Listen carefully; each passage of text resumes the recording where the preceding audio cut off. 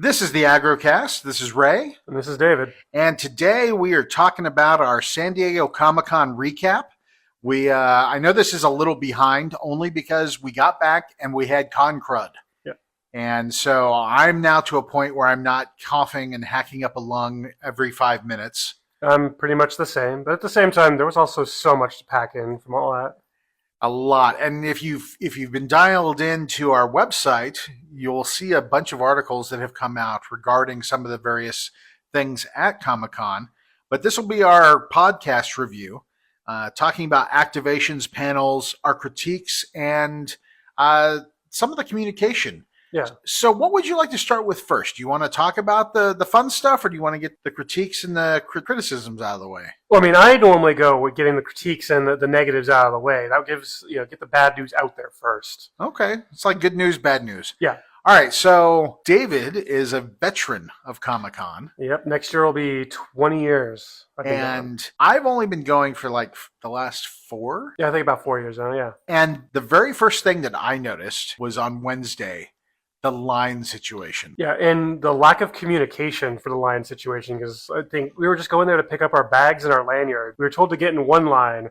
It took us around the entire building pretty much to get upstairs, to go back downstairs, so we need to leave to get back into another line.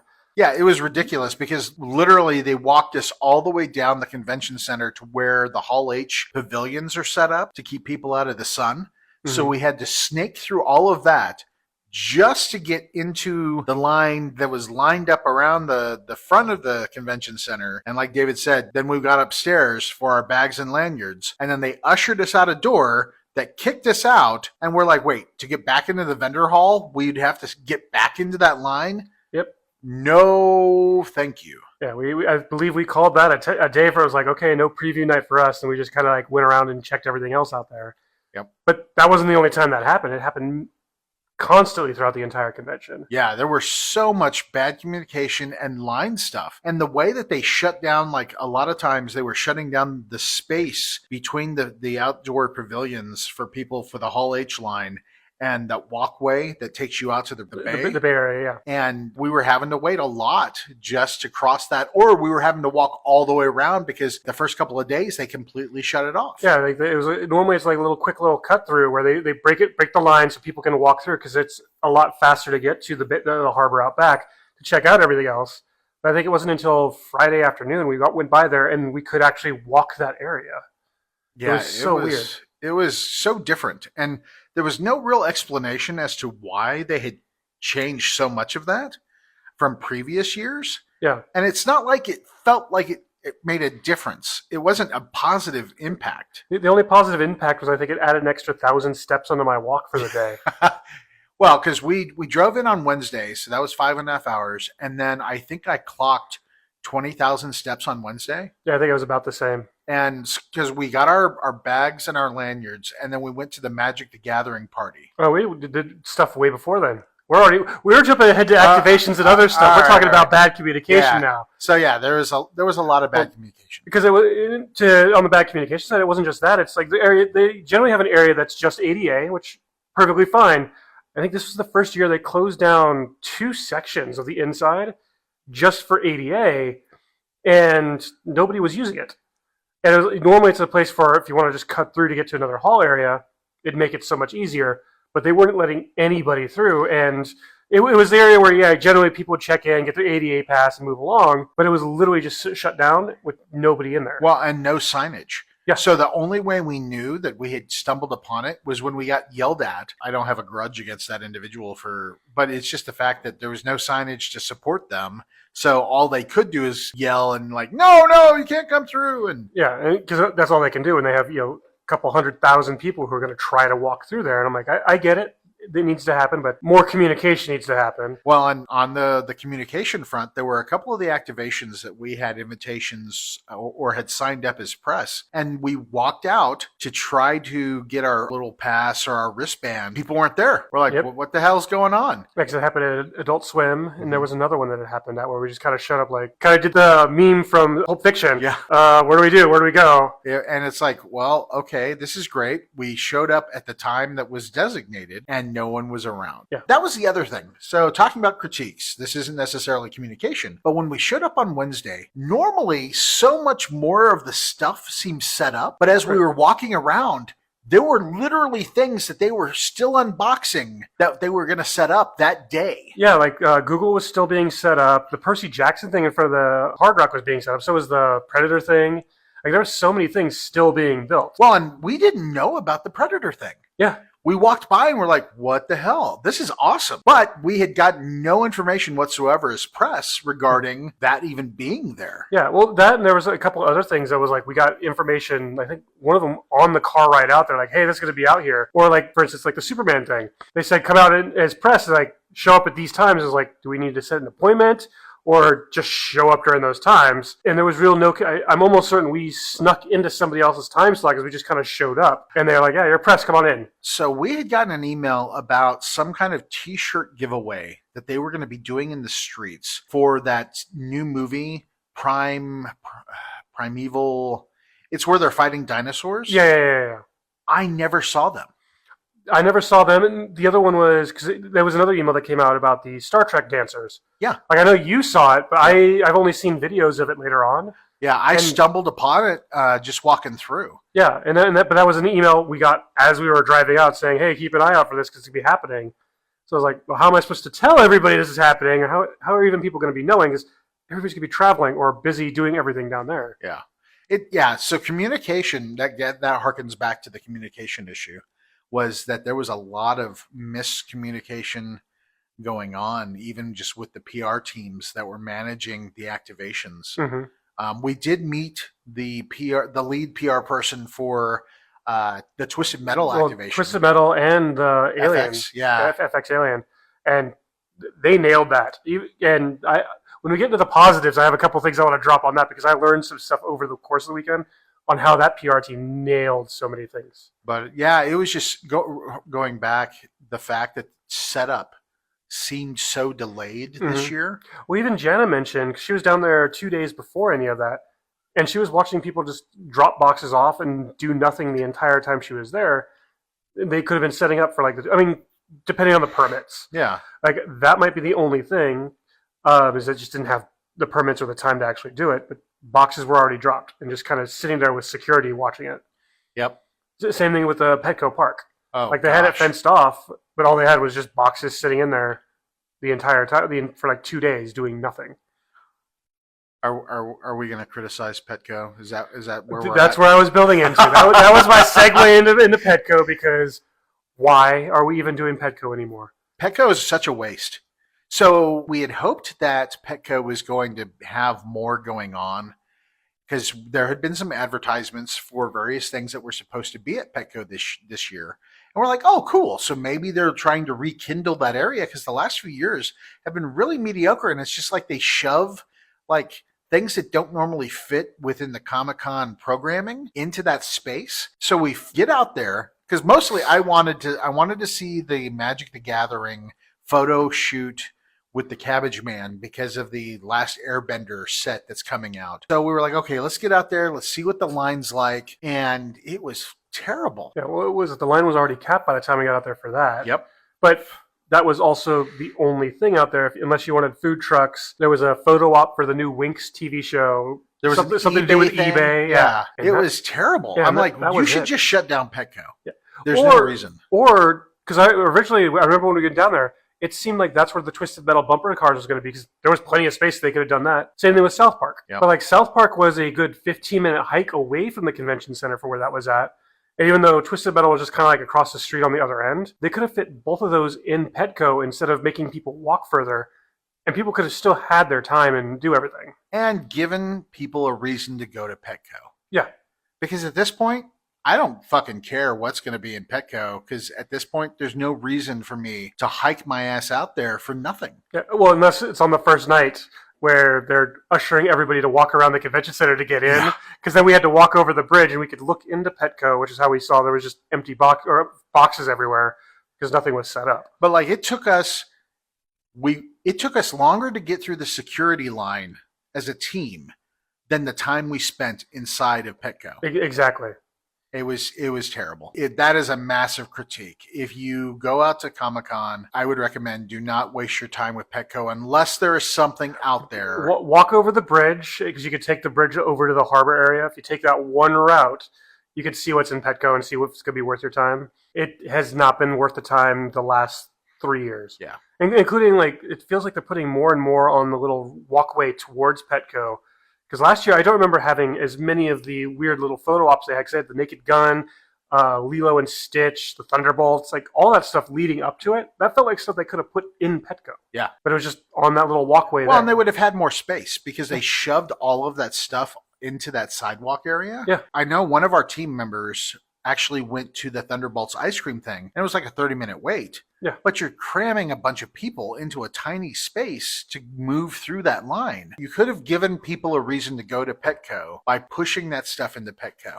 Yeah. But The only thing I can think is it's permits, and then it might have been cheaper for them to put those little photo ops right there on that little sidewalk instead of trying to rent out the space over there. And then the only thing that I saw as we were leaving Petco, there were some gals that rolled up with a cart that had the Pudgy Penguin bags. Yes. And they were handing out bags. And I'm like, okay, cool. I don't even think they were handing them out like they were supposed to be there handing them out. I think they were just, we don't want to carry this box around anymore, because that's kind of what they were.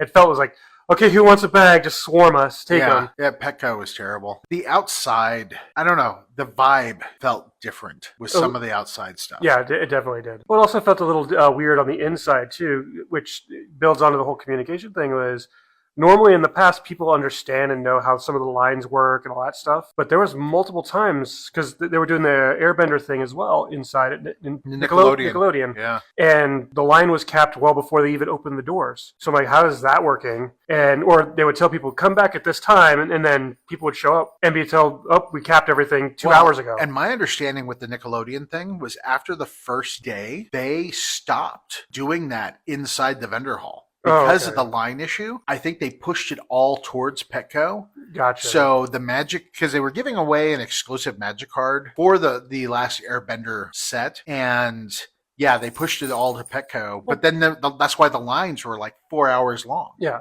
but at the same time, it wasn't even just them. It was also Tron was doing their special thing for the Nine Inch Nails album, and like a bunch of other ones. It was like we walked by there. By the time we found out this was a thing, line was already capped and they were sold out for the entire weekend. Yeah. Well, and I remember us stopping by the Tron thing. I walked up just to kind of see what they were selling, and the guy behind the counter was just not enthused. Yeah. I was like, so what are you selling? I had to ask him 3 times before he actually responded to me. I'm just like, if you're here, please be aware. And I'm wearing my press badge.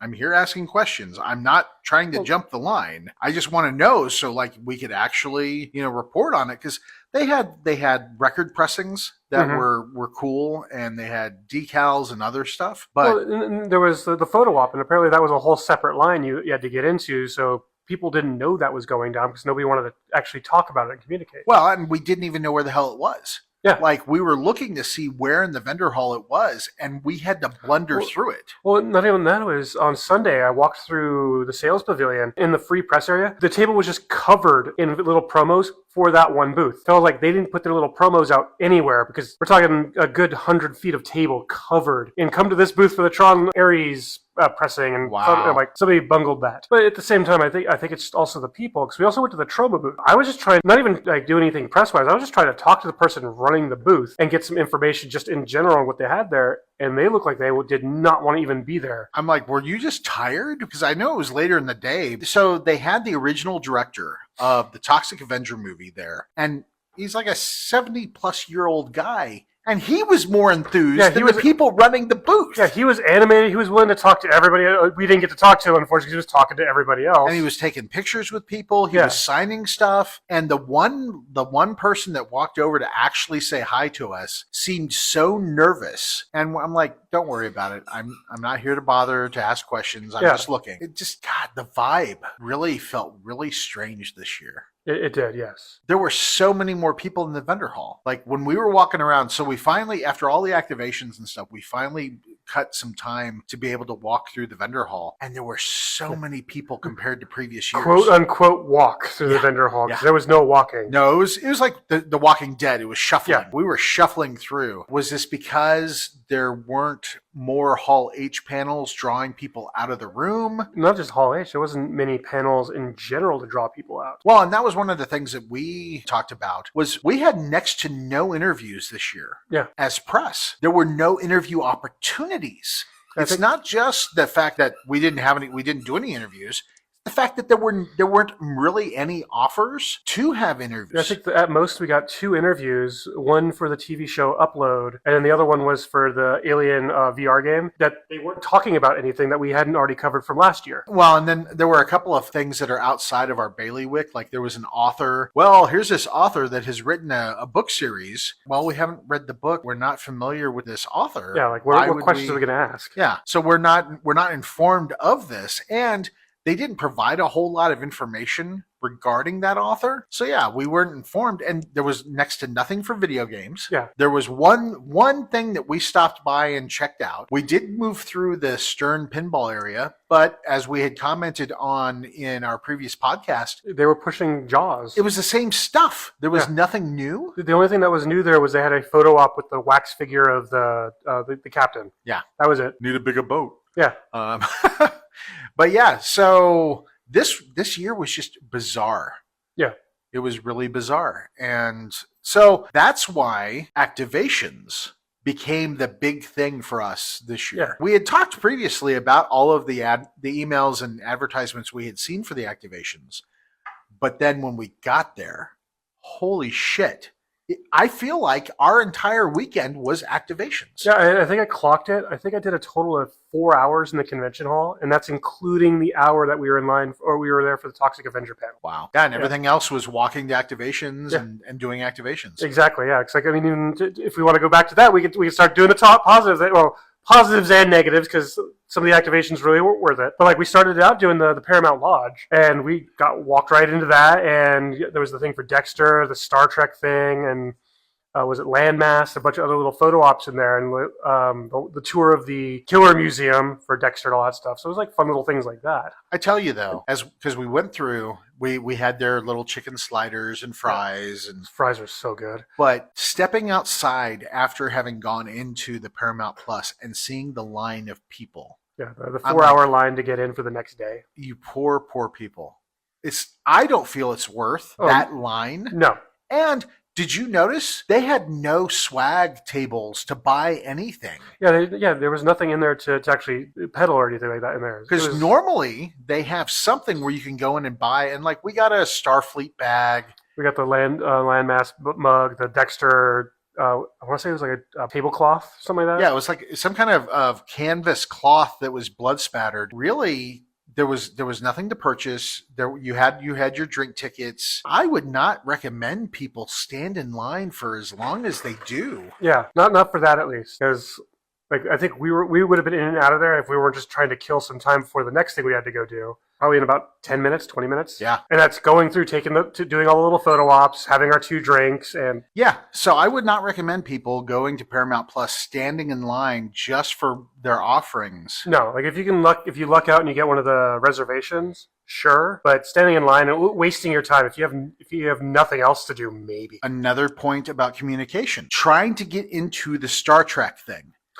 So we walk up, and there's an entrance, and we're like, okay. And they're like, no, the line's over here. So I think Jana and I got moved 3 times to try to find the line, which then we had to go all the way to the back of the building to go in. And then we go in, and we say hi to some of the actors dressed in Starfleet Academy regalia. And then we get up to the line to their photo op, which was essentially the holodeck. We were like, no, stop, because they were letting people through the back door that we were told, no, that's not where to go. Yeah, because they had a secondary line, and they're like, we can't just make people have to get into a different line again. So they ran that line through, and we were kind of standing there for like 10 minutes waiting for them to go through that. And standing in line for what it was, I do not feel was worth it.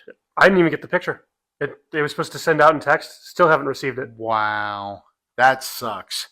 Yeah, because really, you got somebody that sits down in a chair, like a captain, and the scenario of the holodeck, you're like in a pulp 50s alien sci-fi movie with strange aliens on the screen, and you can take a picture where you're posing. Yeah, you're trying to interact with it somehow. Yeah.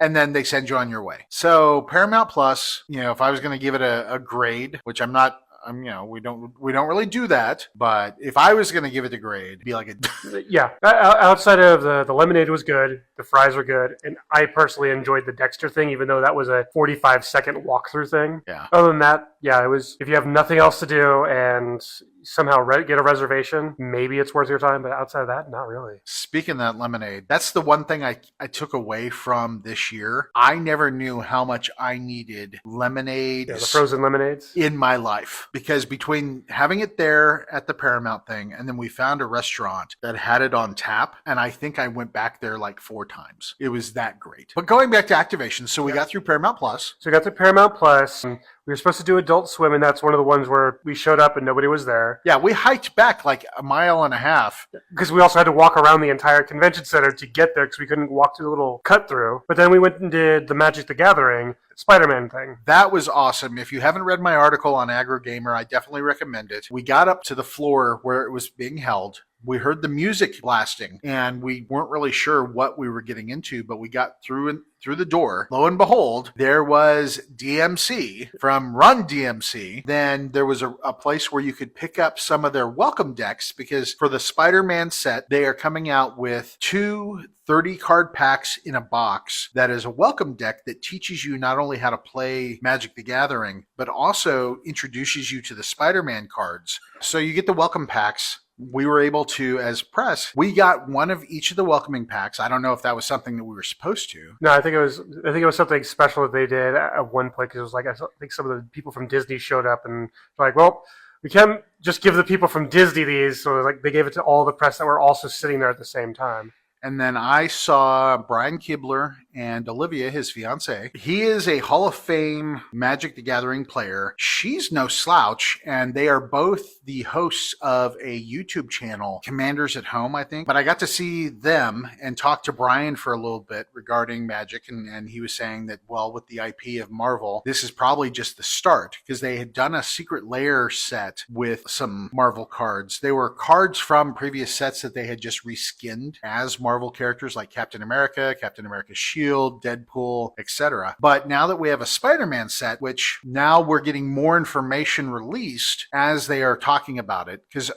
read my article. There was a lot of consternation about the fact that they were having the pre-release weekend for Edge of Eternities, and then they had this Spider-Man party at Comic-Con. I feel like, and I agree in some ways with some of the YouTubers talking about how it stole the thunder for the set, but it's going to be the tip of the iceberg when it comes to these Marvel cards, and they just released a sneak peek of one of the Infinity Stones that's going to be in the set. And I don't think this was supposed to be a very big set. It was supposed to be like 200 cards, but they decided to make it, I think it is a little bigger now. Well, they like money. They like money, and that's a whole other podcast we could talk about, because there's a lot of stuff when it comes to money. But the party was probably my second favorite of all the stuff that we did, because you had DMC, and he was so wholesome, talking a message of art and community. Yeah, exactly.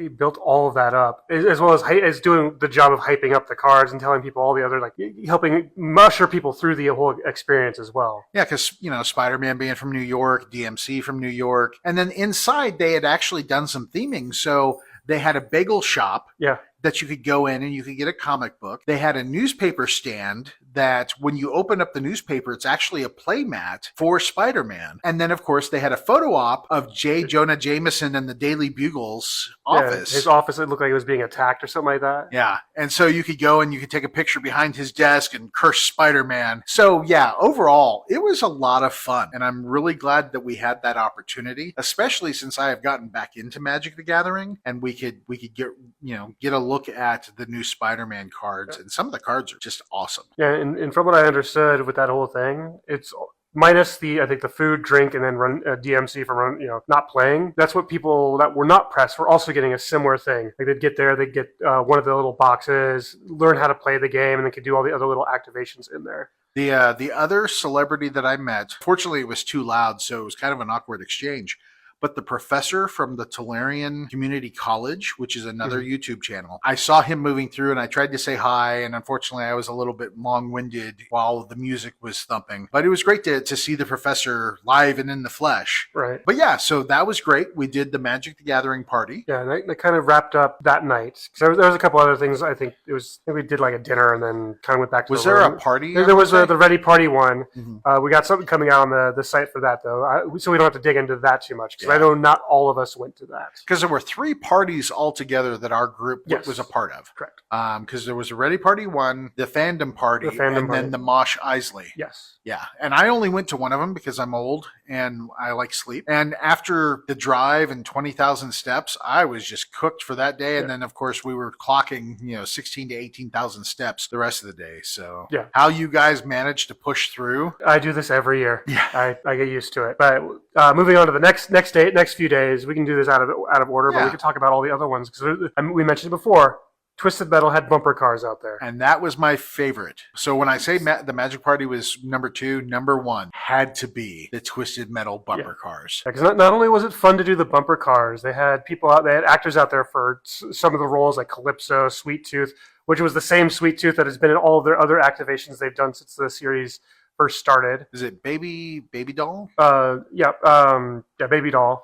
And then Mr. Grimm. We got through the front gate into the line for the bumper cars, and there's an actor as Calypso who was just fucking nailing it. Yes. And so he was mocking us the entire time. We were running around, bumping into each other. Did not break character once. And even when after the ride was over, we stopped and we're like, hey, can we get your socials? We want to congratulate you. Never once broke character. I got a selfie with him. But no, he was like, you want to know, this is my domain. Go talk to other people. And he was amazing. Yeah, he was like the perfect hype into it all and just kept it going. And because I did it twice, and same thing the second time I went there, just nailing it hardcore, just like did not break character and working the crowd because people were standing in line for hours to go do this. And even with Sweet Tooth was doing karaoke with people in the crowd as well. That was great too, seeing the karaoke. And I got a selfie with Sweet Tooth as well. Yeah. And then they had some of the cars. They're probably not cars from the show, but they were mock-ups. Yeah, there was a couple mock-ups or like photo ops, including one Sweet Tooth's ice cream truck was out there, and that's the one they've taken on tours for everybody else to do. So that was that. And there were a bunch of the baby dolls running around. And then Mr. Grimm, Mr. Grimm. Mr. Grimm running around being all spooky. Trying to buy souls for selfies. Yep. And he looked great. Yeah. How he was not dying in that heat, yeah, I will full never know. leathers and a biker helmet. Yeah. Yeah. But so we went and we spoke with the gals that were up front because we wanted to pass on our compliments, not only for the activation, but also for the actors. Mm-hmm. And we got to meet Julie. Yes. And Julie, I guess, is the head PR person that not only for the Twisted Metal activation, but also for the FX Alien Earth activation. Yeah. And Julie was awesome. Yes. I have not had a lot of great experiences in person with PR people, but she was so excited and happy to hear from us and was thankful for our commentary. And it was great. And took some of it to heart because there was, obviously with the bumper cars, there was the waiver everybody had to sign. They had like tablets out there to fill out. And then there was issues with the wristbands. So the second time I went there, they'd gotten rid of the tablets to do the waiver and were literally handing out just sheets of paper because that was pushing people so much faster through. And they had different wristbands? They had different wristbands because people were swapping and all that stuff. They're like, oh, we don't want people jumping the line because that was one of the ones you had to get a specific time for. They had a wristband if you were press, if you were VIP, or if you were just kind of a general, came in and had your did your waiver. And they made it work the first day, and then they got on the ball the second day I was there. They're like, we figured out what was wrong. They corrected it, and it ran even smoother. Even though the first night we were there ran so smooth, they've made it go even better the next time. And the other thing I thought was really impressive, as we're driving away on Sunday, it was gone. Yeah, like you never knew it was there. They got taken down so fast. So efficient, so friendly, amazing actors. Cannot hype up enough the work that they did for Twisted Metal. Well, we can move right on to the other work they did for the Alien Earth things. We got to do. Yeah. You got to do one half of that, but that was two because there was two different parts of that activation. Yeah, because there was the daytime activation, which takes you through essentially a crash site where a company had collected eggs from the alien xenomorphs. And you could actually see them in containment cases, and you could see where some of the eggs had actually broken open. And so there were some giveaways that they did.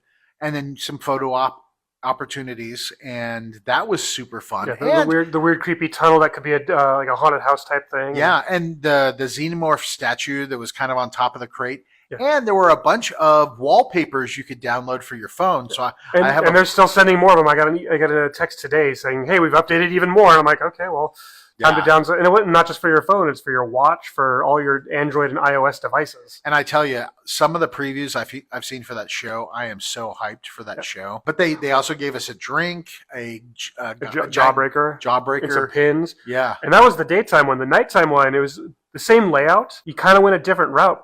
But they turned it into kind of a haunted house like scare action.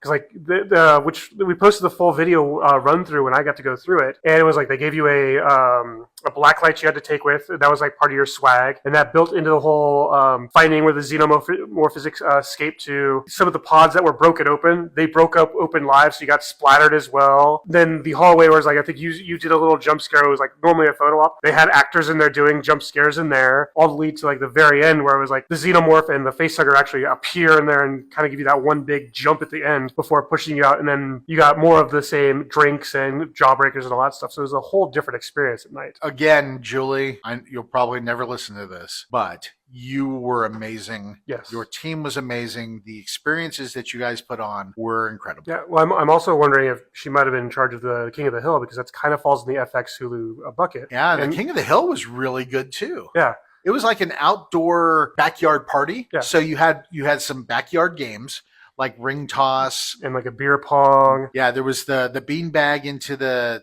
giant like tub or whatever. Yeah, and you could get a breakfast taco. They had hats and all that stuff they were doing out there. There's a couple of photo ops, a couple other things. Yeah, it was really cool. They had the water that was themed around the Alamo beer and all that stuff. Yep. So it's really, really cool. I really appreciate it. I was never much King of the Hill, but for them to usher in for the bringing it back, it was great. It was a great activation to remind everybody of the characters. Pocket sand. Yeah, exactly. Well, and they had that all in some of the swag you were able to win as well, because you got to play the games, and if you won, you actually got little swag and all that stuff. That's on the barbecue apron that they gave out from the ring toss. Nice. So the FX thing was great. You got to do a little bit of the Adult Swim. So actually getting into the Adult Swim, it's not as bad as Petco, but it feels like it's getting like Petco is, where it's almost not worth the time, because we got to go in as press, or as I think they labeled as like friends and family, so which means we got to bypass the outside line. But once you got inside, everything else was a line, and so it was like we didn't stand in line to go stand in line, or if you didn't have the friends and family thing, you stood in line for an hour or two to get inside to stand in line. And I mean, it looked cool because there was the giant inflatable butt bouncing room. They had a giant foam block thing you can jump into. There was a dinosaur photo op, which is the only thing we got a chance to do because like the line was like 4 people long for that one. I know somebody else on our team got to do the slide a few times, but at the end of the day, it was mainly so they could put on their shows out there after 7 o'clock. So like after 7 o'clock is when they were starting to have some of the actors and the voice actors and all that stuff coming out, and they were doing premieres for some of the shows. So didn't get to do much in there outside of walk in, take a bunch of photos, because it was set up as a cat pirate party or something like that. Yeah, it was weird. Yeah, I wanted to go in the Butts bouncy house from Rick and Morty.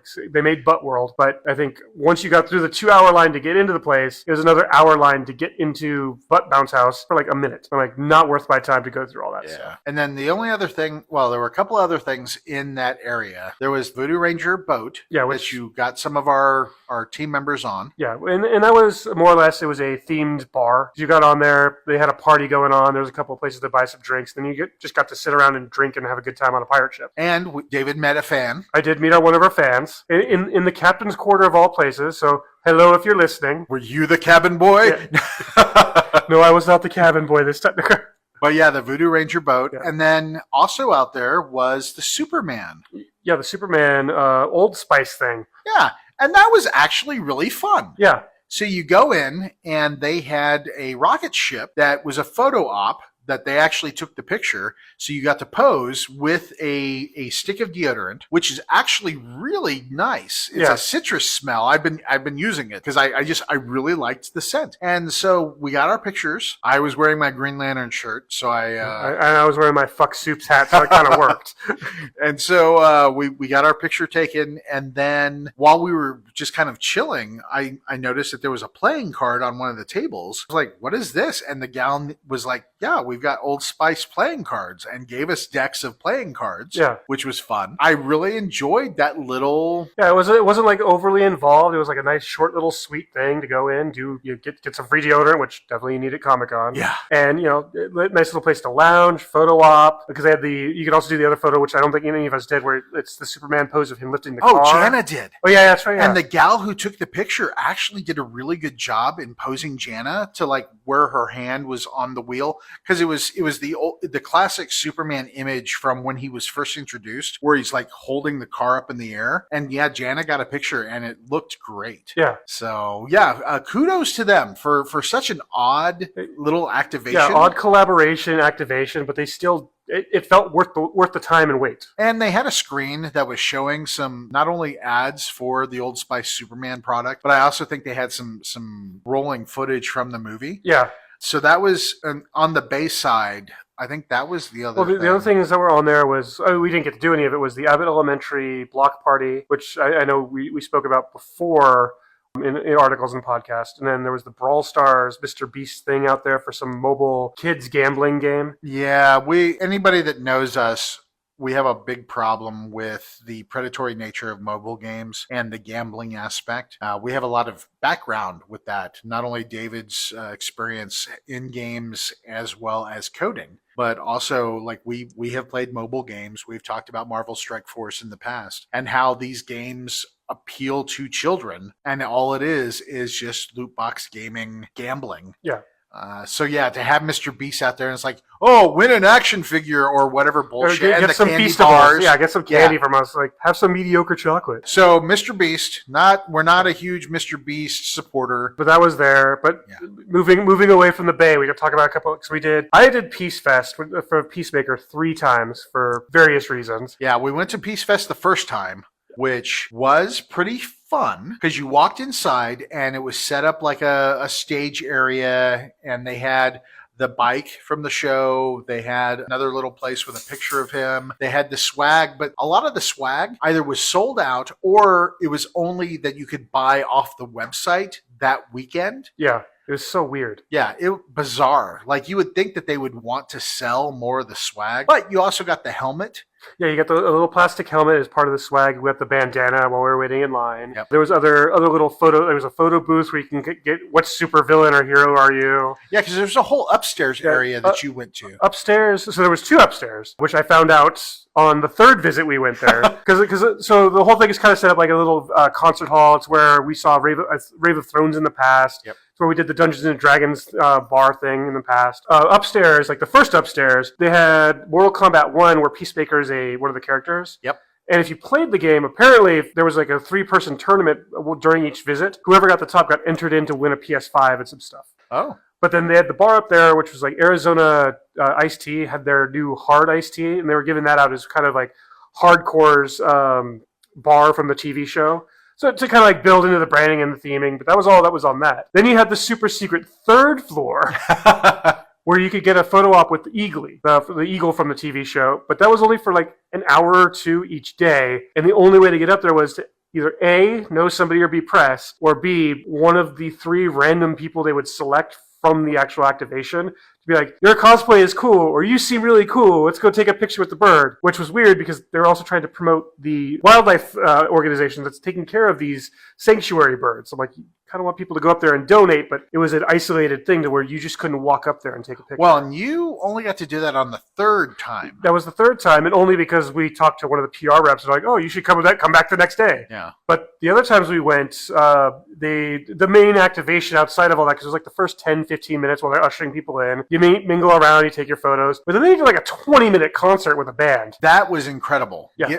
So Foxy, gosh, I always forget their name. They did the main theme song for the Peacemaker show. Yeah. But they come on and they do the theme song, and then they keep going. Yeah, they do. And they keep going.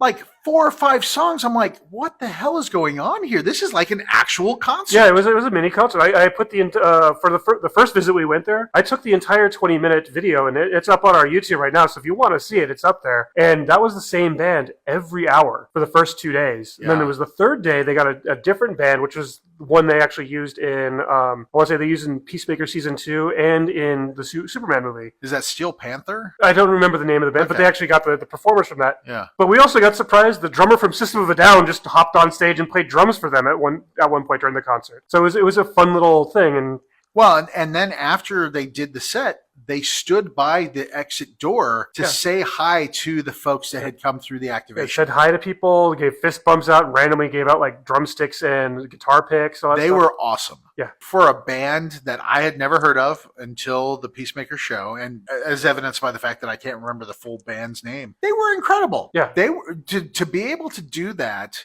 Every hour, do a 20-minute set. Yeah. And maybe have a 20-minute downtime in between. Yeah, so my hat off to those guys. Peace Fest was fun. I really thought it was going to be a little more than what it was. Yeah, I was expecting a little more. I'm not disappointed by what we got, but I was expecting cause even the John Cena showing up as like the character, it was to kick everybody else out. Yeah. Like I was expecting kind of to see a screen in the background where maybe they had a hologram, quote unquote hologram version of him. But it was just a recording. Yeah. Yeah, because it started with the recording and then he's like, all right, party's over, whatever. Yeah, because the premise of it is we were walking into one of the pocket dimensions and the pocket dimension was closing down. Yeah. But I am looking forward to that show. I am too. Even more. I know a couple people who went with us to that activation had never seen the show, and they binged watched it in a day. So, well, and since coming back, I've been telling people about Peace Fest and telling them they need to watch season 1. Yeah. Well, and the Suicide Squad. Yep. Because it's like you wouldn't expect it, but that one character just is so perfect for this. John Cena is awesome. Yeah. And I truly appreciate him, not only as a wrestler, but also as an actor. Actual actor. Yeah. But yeah, so Peace Fest, you did that 3 times. Did that 3 times. And then the last time we did it, when we did Eagly, it was also the same day. We stumbled into the Little Nightmares speakeasy they had. Yeah, talk about that, because I didn't have an opportunity. Yeah. It was more or less they took over a bar. I believe it was the same bar they did like Fangtasia in the past for True Blood. So it was just like random bar, which was weird for a game that's kind of geared towards a younger audience. They were allowing anybody, any age in there, but it was just a bar. They had built it up like a themed with the haunted candy shop that they have in the new game. A couple photo ops, a couple themed drinks, and that was more. And there was a scavenger hunt you could do in there to get like a lanyard or something like that. Well, and that was another one where we didn't get any real information that they were doing an activation. Yeah. We had seen they had one of the buildings had a picture. Yeah. And then there was a couple things on their Instagram saying, hey, like they were trying to like lean into the speakeasy side of it. And then we walked by it randomly one morning, I think when we were going to get breakfast on Saturday, and there's that giant inflatable baby doll. Yeah, they were wheeling stuff in there. It was the workers that were starting to set it up. Again, after on Saturday of the convention. It's not even like the first day or anything like that. But I guarantee that was like they wanted to just rent the place out because it was kind of expensive in there. And then that was that. And then we did the South Park thing, which was about a 10-minute hike away from Peace Fest on top of everything. And that was just like we've seen in the past, a bunch of photo ops and a merch booth. They bought out Tweak's Coffee was there, but I'm pretty sure they just hired one of the coffee shops in the area and reskinned their place. And then I'm almost certain the area they had in general is one of those outdoor bars. Because they had 2 bars that were open, and they had themed drinks specifically for the event, but it looked like it was just the patio seating for this bar, where they put up little standees you could take pictures, and they had a little merch thing so you can buy exclusive merch just from the con, and like a giant screen that had nothing going on. So, do you think it was tied in? The South Park guys had a hand in that, or do you think it was just kind of an afterthought that the network? I think there was more planned. But because they didn't finalize any of their deals until like the day before Comic-Con. So I think they kiboshed a lot of things they had planned there. Yeah. And even like some of the advertisement I've seen recently, they're talking about like they had a couple people that did cosplay out there. They interviewed them. They're going to mix them into some big South Park week they're doing next week or something like that. Well, and then of course, while we're coming back, they released the first episode. Yeah.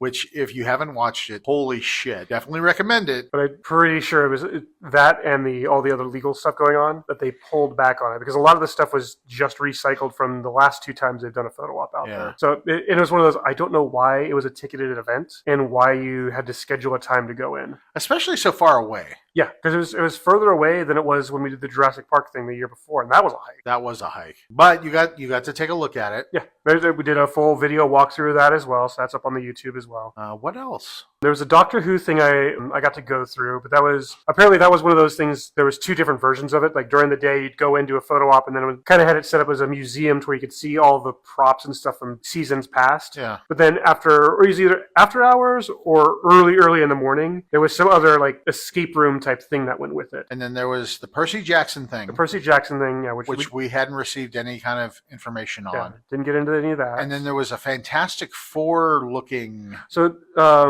that was from Google. They were promoting the Fantastic Four crossover for the Monopoly game in the Android studio. Did you see anything from Marvel Rivals other than what was on the vendor hall? No, and when we went and did the thing for Painkiller in the video game area, which is normally the Nintendo thing, which Nintendo wasn't even out there, Marvel Rivals was set up in there, and they were doing tournaments in there. Was that the huge bay of computers? Yes. Oh, wow. Yeah, because we walk in, and literally, when I say a bay, it wasn't just like 5 or 6 machines. It was a bunch of machines. Yeah. And then we went and did the sit down for the Painkiller. Yeah, Painkiller. Reimagining, remake type of game. And that was cool. I suck at video games, console games, because there's like, here, you go first. And I'm like, oh no, this is going to be terrible. That was the point. But there's a whole tarot card tie-in, and it was awesome. I handed it to David, and I had set him up for failure because I had already lost half my life and everything. Yep. But I really liked the aesthetics of the game. So, and the guys running it were cool, but really it was just kind of a sit-down on a couch playthrough.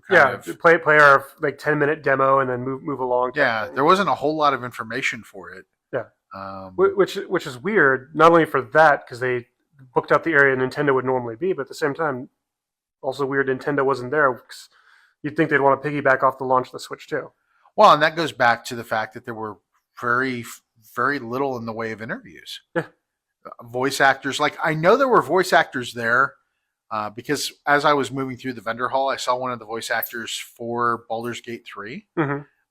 And I know that I think the Critical Role people were there because they had a panel, but yeah, not a whole lot of interview opportunities. So that's why when we're talking about all of these activations, almost forgot about the one big activation I remember doing, which I'm surprised didn't hit your top. Maybe it's your top 3. Clown in the Cornfield. All right, so Clown in the Cornfield. I sat down and watched that movie before we went to San Diego because I was so hyped. Not only for Clown in the Cornfield, but also because of where it was being held, because it was the same area that they had done Interview with a Vampire. Mm-hmm. And I have to admit, I was not as excited for what they had. Okay. So you walk in and they take you inside this building that they had literally set up as a cornfield. And it was, it had creepy vibes. I like the fact that it was actually set up like a maze, to where it wasn't like a conga line walk through haunted house. Because I remember I walked in, I was like, oh, it's just a conga. And I watched as the person in front of us kind of looped back on the path, and I was like, oh, it's actually a maze. And yeah, because everybody kind of scattered down these paths, and I was the one poor bastard that took the correct path. Yeah. So I turn a left, and I get to the end. And I'm like, and there's an actor there's like, where's everybody else? Come on, we got to find everybody. And I'm like, oh no.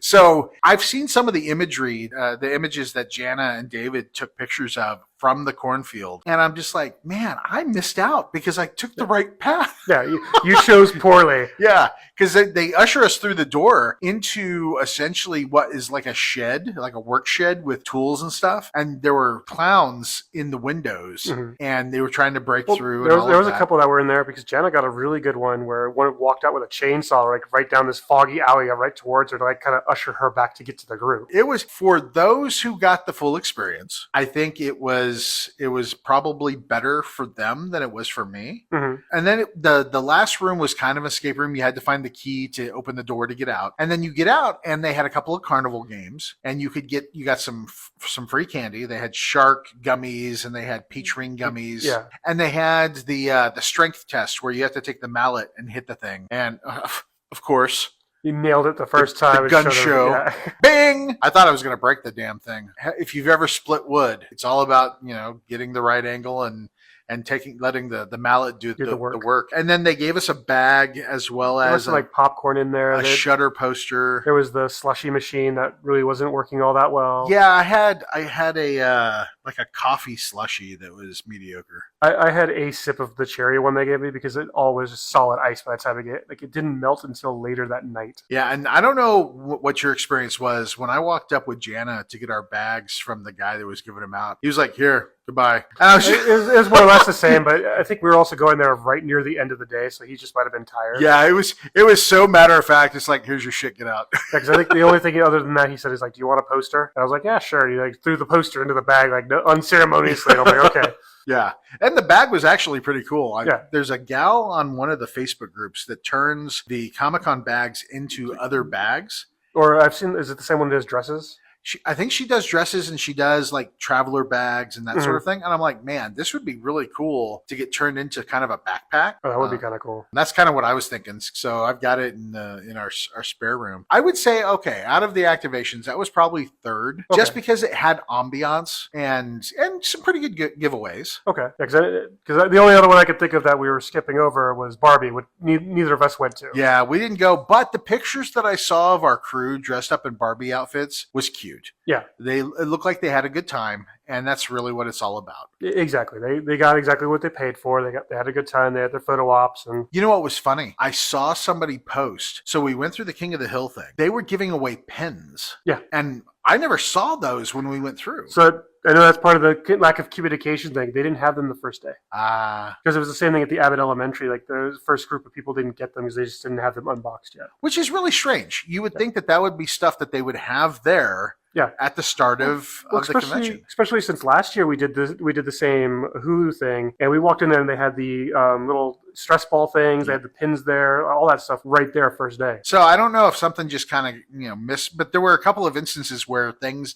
were not there on time. We just blamed the tariffs. Yeah, yeah, tariffs, damn tariffs. I don't want to get political. Yeah. But in terms of, we did a lot of running around from activation to activation. And like, you got to remember, this is all through the gas lamp district. So it's not like right next to each other. Like, it's not like walking next door and there's the next thing. I mean, in a couple instances it was like that. Yeah. But most of the time when we're saying, on top of that, having the schedule, there was one day where we had to go from King of the Hill all the way over to Twisted Metal, complete opposite ends of the gas lamp area. Yeah, so when we talk about 18,000 steps, that's why. We were literally walking miles, which means we didn't have a whole lot of time to stand in line for anything for Ballroom 20. We did get to go into one panel. Yeah, we did the Hall H panel for Toxic Avenger. And I tell you, you know what? If there was any panel to go to, I think that was it. Oh, I believe so. The Hall H panel for Toxic Avenger. We got in his press. They gave us a foam hand. Yeah, foam Toxie hand. So we were punching each other in the ass with them. And we got to sit down and they brought out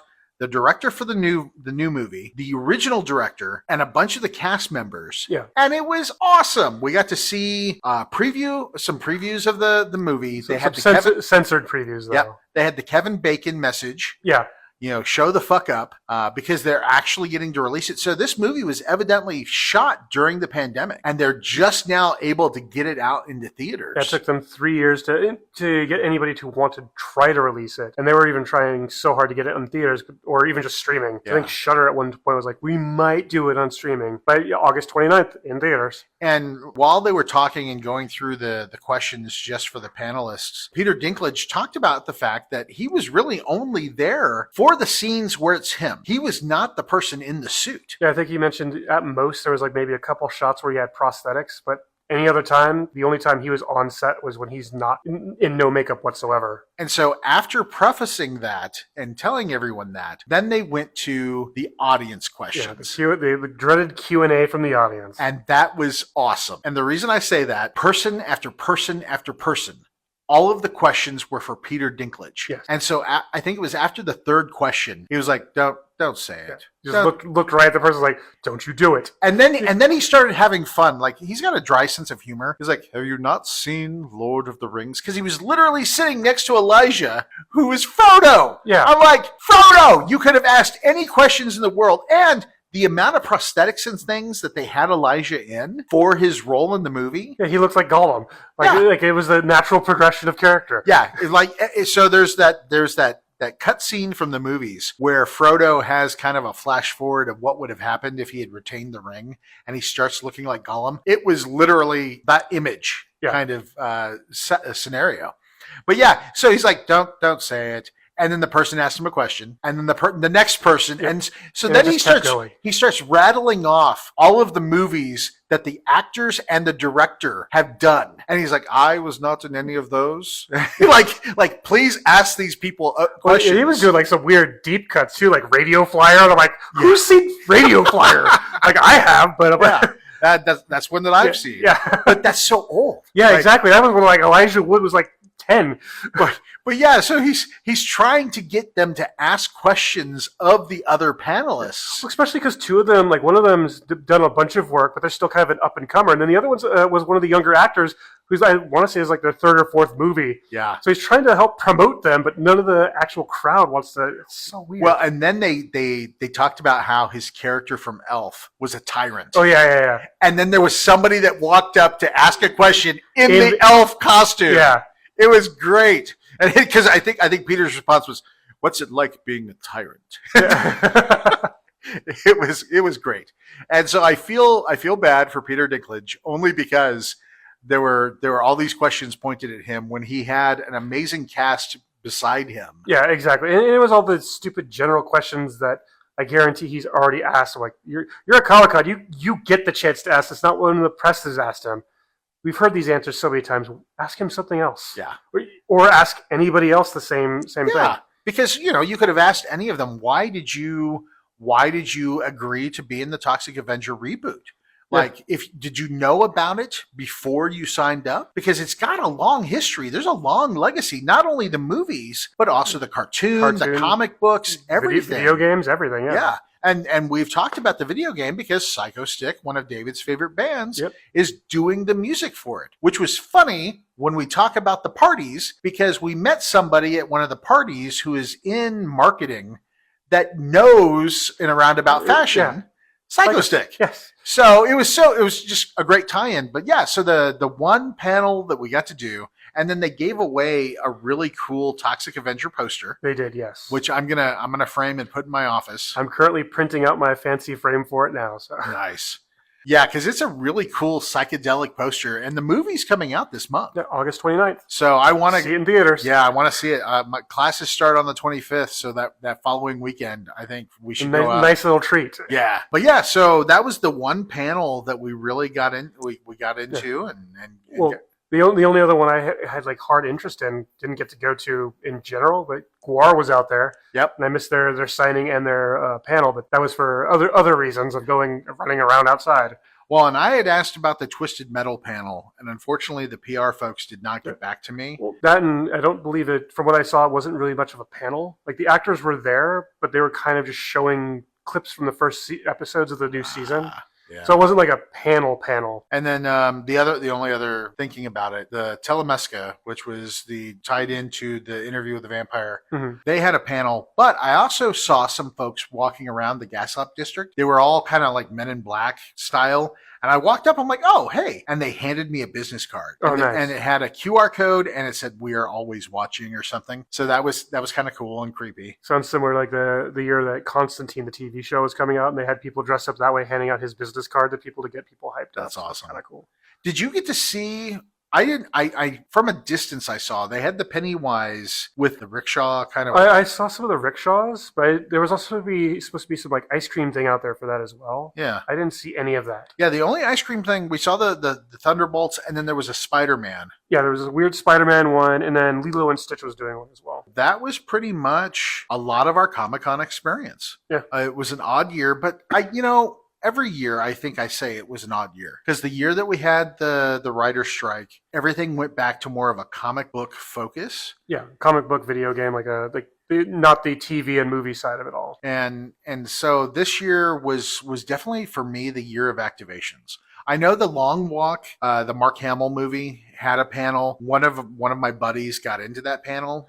I haven't had a chance to ask him what his thoughts were on it, but yeah, it was just a bizarre experience. Yeah, it was almost like the only reason to go into the vendor hall was if to turn around and leave, or you're like, I have this one specific thing I want to get, and it's not an exclusive, but I just want to buy it now instead of having to wait a couple weeks to have it shipped. I found a Magic the Gathering artist, and I was able to get some tokens. I also dragged Thomas, one of our team, because he's a Magic player as well, and I got him to spend money, so that was cool. But yeah, there were really cool tokens that were metal, and got him to sign those. And yeah, because I like to go through the artist area. Yeah, and even some of the artist things, like, or the stuff in the vendor hall was stuff that we had seen in previous years. Yeah, it was like they just didn't unload their load from last year. Like, let's try again. Or tariffs. Yeah, or tariffs. But yeah, so that was our Comic-Con experience. Stay tuned. We're going to have a few more articles come out talking about various things we saw. We've got the photo gallery with a lot of the imagery that we took. There's one of the people that was out there with us was a first-time ever goer, so we're trying to get that right up to compare to the long years of my 20 years to your 5 years. The jaded. Yeah, to the brand new, holy shit, I only got to go for 2 days because of how hard it is to get in Comic-Con. But she seemed to have a really good time, and it was great. Bria was the gal that was with us, and somehow she had mistaken you and I. Yeah. So I became David and you became Ray. And when I had talked to her, in front, with our group, I was like, what are you into? I wanted to know kind of what her interests were, because this is one of those Mecca experiences where whatever you're into, you're going to find. Yeah, we'll find something no matter what. And she wasn't really sure what she liked. And then she started sending you messages about, well, I like Star Wars and I like this. And it was cute. A cute response, but I'm like, I'm the jerk that was asking. Yeah, exactly. Ray was the asshole. I was just like, okay, well, yeah, they had this over here. I don't know why you're talking to me about this. But yeah, it'll be great to see if we can get her to write something up, and then a couple of articles about party experiences. Yes. Because like the fandom party was pretty cool with All American Rejects. All American Rejects. And Twisted was there. Guar was there. And the special guest on the stage. Yes. Yeah, Spider-Man. Yeah, I'm so surprised. I got pictures and videos of that, so that's going up there as well. Yeah. That was unexpected. And the balloon art. Yes. That was really cool. Never heard of that artist who had designed the giant balloon mechas. But yeah, so a write-up on the parties will be coming as well. But yeah, anything else you want to add, David? I think that covers everything at least that I can remember off the top of my head. It was a whirlwind of 5-6 days. Yeah, and then of course, coming back, and I think we really lucked out because I've seen a lot of people talking about how they got COVID. Yes.